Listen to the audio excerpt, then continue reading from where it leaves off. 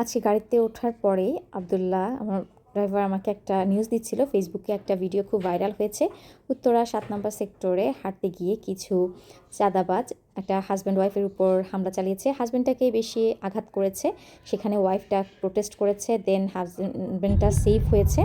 তো সেটা নিয়ে মহিলাকে সবাই খুব বাহবা দিচ্ছে এবং মহিলা খুব ভাইরাল হয়ে গেছে, হিরো হয়ে গেছে।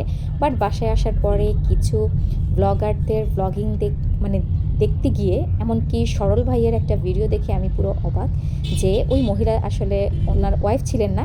এখন ওনার ওয়াইফ 2 বাচ্চা নিয়ে বিভিন্ন চ্যানেলে, বিভিন্ন ব্লগিংয়ে এসে বলছে যে নিজের অধিকার দাবি করছে। এর মধ্যে আবার শাশুড়ি আরেকটা ব্লগে দেখলাম হাজব্যান্ডটাকে থ্রেট দিচ্ছে।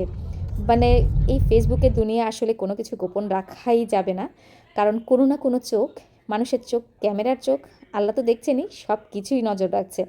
অতএব সবাই খুবই সাবধান। কেউ আসলে হঠাৎ করে হিরো হতে গিয়ে জিরো হয়ে যায়, সেটাও অনলাইনের বদৌলতে। এটা তাদের ফ্যামিলি পিক তার ওয়াইফ প্রুফ দিয়েছে।